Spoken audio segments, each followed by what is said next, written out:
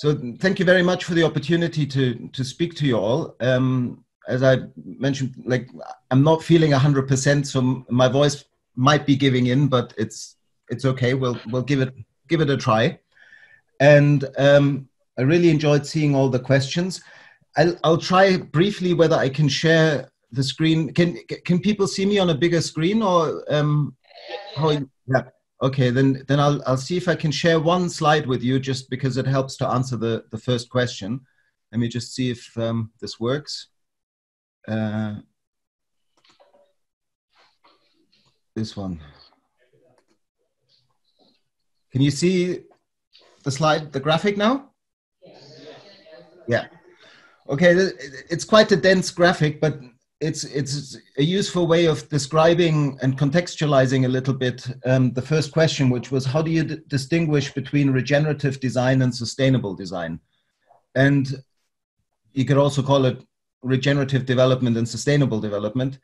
So this graphic is an evolution of a graphic that I first saw Bill Reed use in 2006 in an article called Shifting Our Mental Models, which if you put that into a search engine, you should find the original article. And what I really liked about it is that it puts on a spectrum the journey that we now have to make rapidly. And because it puts it on a spectrum and it depicts it as a journey, it doesn't negate or dismiss any stage of the journey. It just says there is road ahead and there is a larger goal. And in many ways, you could summarize this journey from that the conventional business as usual practice that most businesses and most governments are engaged in is basically to legislate to a certain extent what kind of environmental and social behavior is allowed and what are transgressions, and create legal frameworks that keep people somewhat within certain boundaries.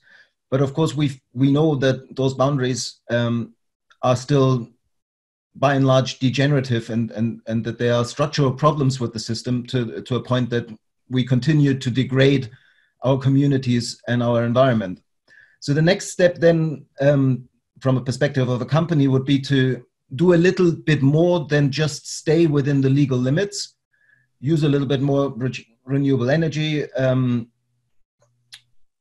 maybe plant some biodiverse gardens around the company's headquarters and all those kind of things, and then over communicate it in the marketing side of the company. And that's often called greenwashing. But in many ways, those little steps are steps, and therefore shouldn't be completely dismissed. And then in this framework, the word sustainable is reserved for those things that don't add any more damage, but in many ways, this neutral, no impact, not being part of the problem, but also in a way not being part of the solution, is not enough anymore. Because depending on where we start, I like to actually start with agriculture developing and the wrong type of agriculture being practiced some 8,000 years ago. And through that, us starting to denude the forest, the planet by cutting down forests. We've cut down about half of the world's forests in the last 8,000 years. That kind of damage that we've done, and then particularly since the Industrial Revolution over the last 250 years, we have done so much damage to the environment that simply doing no harm is not enough. And it's really the same also for social damage, because particularly since colonialization and then the second wave of sort of neo-colonialization in the form of neoliberal economic expansion and globalization, we have destroyed communities all around the globe, or eroded social fabric. And so we really need to do much more than just have no negative impact. And then the next step on this spectrum is called restorative. And while it already is trying to undo some of the damage, underneath it says humans doing things to nature. So it's still done in a mindset that says, okay, let's bring the Indian Army in and beat the world record in how many trees we can plant in a day. which is wonderful to see that people can plant 1,000,000 trees or more in a single day if everybody works together. But if you don't care for the trees afterwards, then a little bit of gardening and forestry knowledge will tell you that maybe 1 to maximum 10% of those trees would survive if you don't resource and engage the people to take care of those 1,000,000 trees they planted. So the restorative mindset does good things, but by still being in the mindset that has the human arrogance that we somehow are outside of nature and that we somehow have the right to control, manipulate, and change the more than human nature patterns in the world, is still part of the problem. And so the real important step towards working regeneratively is to understand that, as one of my compatriots, Goethe, who's more famous as a literary man, but he was also a scientist, said over 200 years ago, who doesn't see nature everywhere sees her nowhere in the right light. Who doesn't see nature everywhere sees her nowhere in the right light.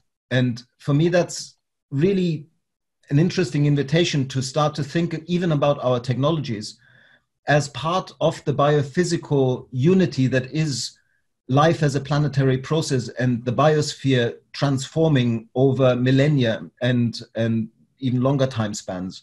And it means that even our technologies, even nuclear power plants, are part of those natural cycles, but in many ways they are maladaptive and they will not continue to give our species a future. Sorry, there's a problem in the back. I don't know if you can hear the beeping. It's just stopped. Okay. So in a nutshell,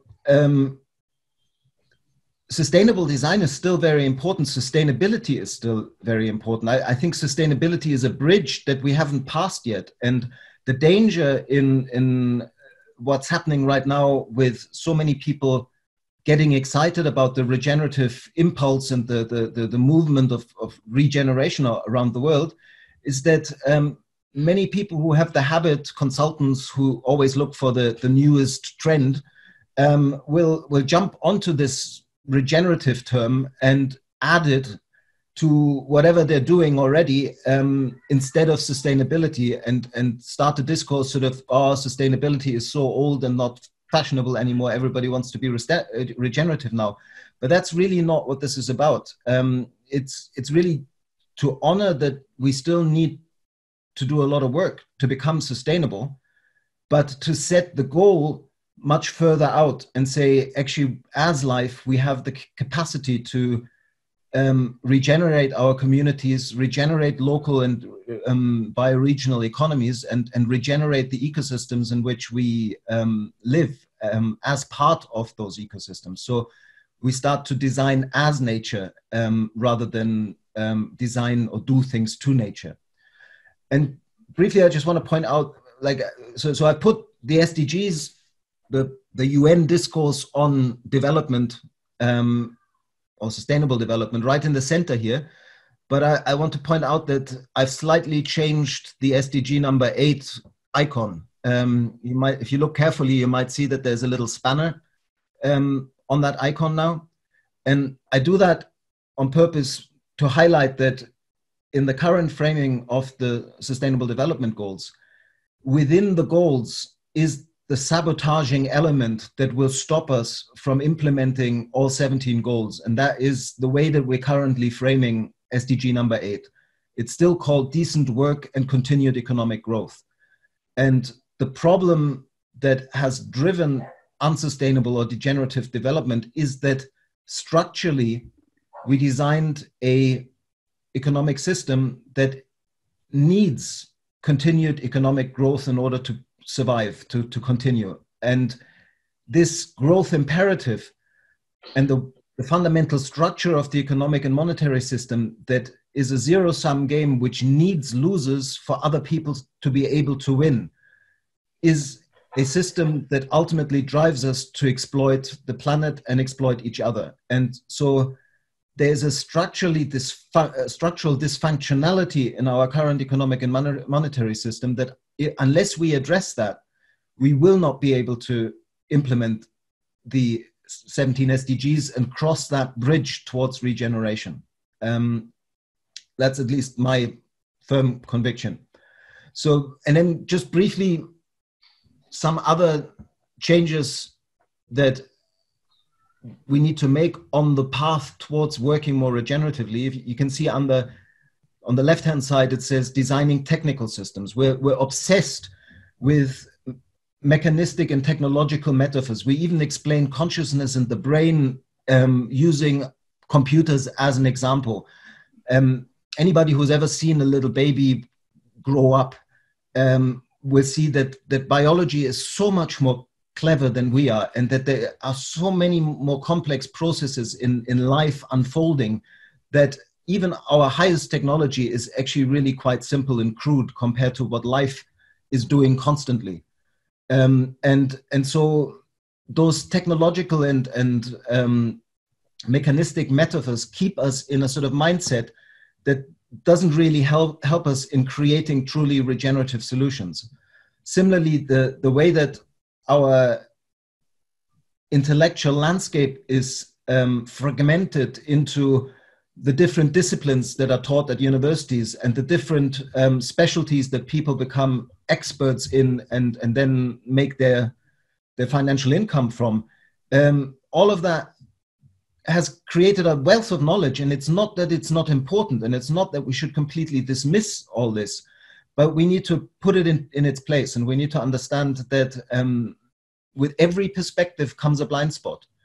And therefore we need to value multiple perspectives and pay attention to the blind spots of each one of them and talk to each other to create more integrative solutions. And it also, in a similar vein, since the scientific revolution, this focus on mechanism and technology and science has brought in a way of seeing that if you can't quantify it, it's not there. I mean, Galileo said this many like a couple of centuries ago, that there are two types of qualities: the qualities you can measure and the qualities you can't measure. And he basically said science has to work with only the measurable, which is basically what we've done and which we now call quantifiable indicators. And so even as you, like I see this when I did a tour, when my book came out in Brazil, and a lot of people in Brazil were asking, so what are the indicators of success for regenerative companies? Give me the indicators I can work with as a consultant with companies. And they're always pushing towards creating easily quantifiable indicators.